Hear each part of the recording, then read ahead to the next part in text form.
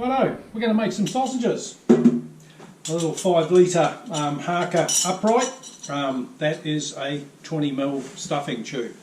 That's the most common size. That'll do anything from about a 28mm to a 38mm skin. So that just screws on there. Like so. Then we've got the handle here. We have 2 speeds. So that's the slow speed. Up here, if we want to just go fast in reverse to load the tube.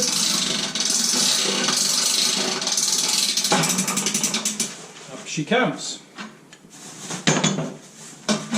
Tube just comes out with a lift. So we're ready to load. Right, we're going to load the tube. There it is. This is the 5 litre. In it goes. Oh, smell that garlic. So as it goes in, the first bit at least, just a little bit of a push to the bottom, and off we go.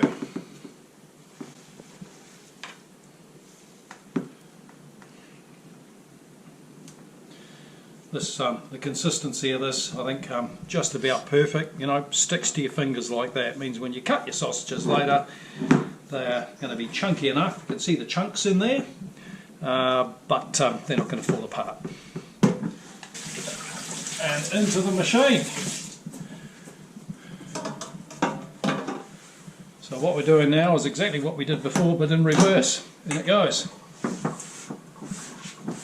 Grab the handle. So we're right at the top, so we go on to the bottom shaft, which is slow speed. And there we are now, all set to go. So what I'm going to do now is grab the skins from over here.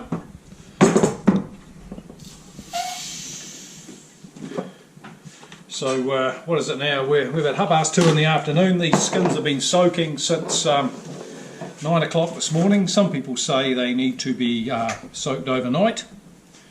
But I don't know, these are hog skins. I find that sort of soak, just a few hours is enough. So what's going on there on that tube is a little bit of olive oil. I reckon it helps the skin slide. Yeah, getting these skins started on the tube is always just a little bit fiddly. You've got to find the hole. If anyone's got a cleverer way of doing this, I'd love to hear it. Anyway, there we go. On she goes. So these are hog casings. These are the, I think, 32 size. Normally we use the next size up. I just thought I'd give these slightly narrower ones a go. So we just keep feeding it on that tube. One other important thing with these casings, pretty much comes with the instructions. I think everyone knows this, but it is quite important that you give them a washout, because when you get them, they're full of salt. So you just poke the water into them and rinse them out before you use them. So what I'm going to do next is I got the skins on the tube, and I'm ready to roll, but there's no meat in the tube here yet. So what I do is I just wind this handle down.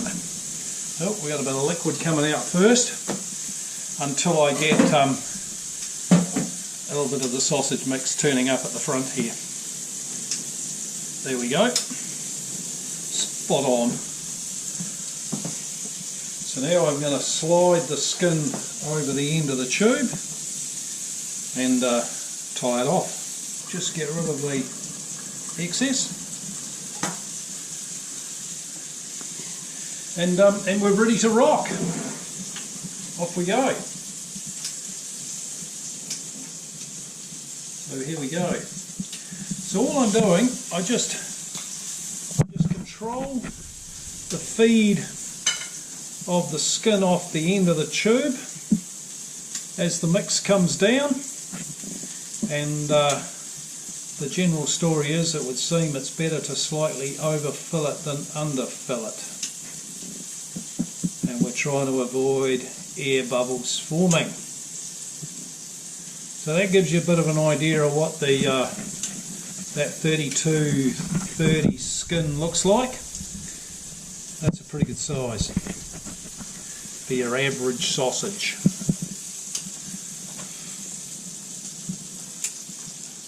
Oh, we've come to the end of one skin. That was pretty quick.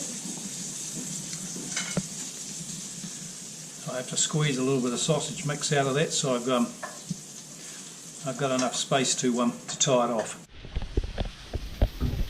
So I've still got probably the main section of skin there, but I've come to the end of another piece there. So tie it off again. And if you take a little bit of a look here, that's what we got so far. One more handy hint. Oh, I don't know if it's a hint or not, but it's handy. These are hog casings we're using. You've got a choice. You can use hog casings or you can use lamb casings. Particularly when you're learning, the hog casings are the only way to go. They are super tough.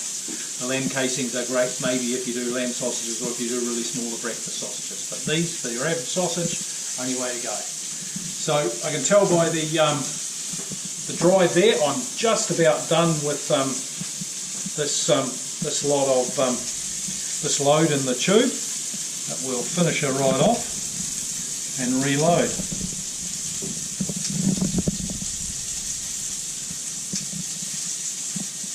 So we've run out of mix in our tube now. I guess we could muck around trying to load this with sausages attached, but the general consensus around here is that's more trouble than it's worth. So we're just going to cut that. We're going to tie her off. Always a bit miserable with how much casing I waste doing this. There we are, simple overhand knot. Just slide that back onto there. So now we can take the tube out. Now to do that, the little bit you can't see is it's actually got two drives. I go up to the top drive. That is now fast reverse.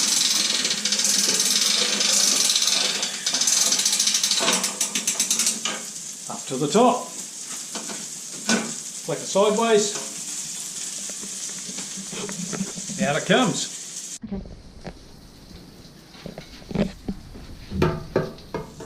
So back over to the machine, and she goes. Now, when you're deciding on the size of sausage stuffer that you should use, I mean, sausages like that, I don't know, around 8 to 10 sausages a kilo, so 5/8. 5 kilos, 40 sausages should be in there approximately, depending on what size you make them. So that's about a 40 sausage load, basically.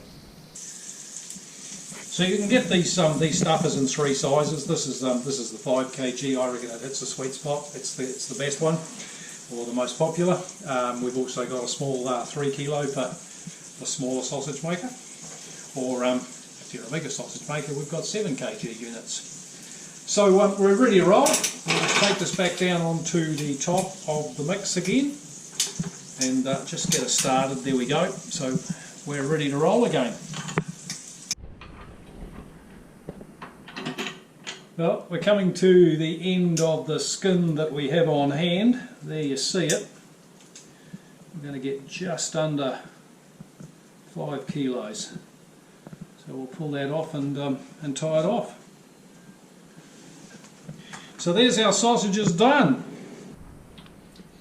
Okay guys, so we are done, except of course we do have to sample our wares here. Righto guys, so there's all sorts of ways that we can deal with this this sausage now. We can do this, and we can do the South African Woolworth style thing with a pin through the middle. Or what we're going to do here, we're just going to turn them into conventional sausages. So it's real simple. You choose the size that you want, you give it a 1, 2, 3 twist. And then if we go to the next one, you want to be technical, you can actually measure, or you can just give it the Kiwi eyeball, 2, 3, like that. And reverse. 1, 1, 2, 3. Right, and off we go again. 1, 2, 3. 1, 2, 3. Well, a couple of handy hints, guys. Well, first off, I will say that you know, some people like to turn their finished sausages into you know, the fancy hangers that you see hanging in the butcher shop. We're not that flash around here. And the other thing is, once you're finished, if you see any air bubbles, that's a really minor one there. But if you've got any big air bubbles in the actual sausage, now's a good time just to poke something in it and just remove it. It's a good idea to remove those air bubbles before you cook, because those air bubbles are what causes the sausage to expand, or rather that area to expand and the skins to burst. So there's our bucket of sausages. Job done. So we did get a little bit carried away with how much mix we made up for our sausages, but the really cool thing is there's that little bit left over. That now makes fantastic mince patties, ready for the barbecue. She's summertime coming up, or you know, quick meal. I think that's actually what we're having tonight. So mince patties, sausages.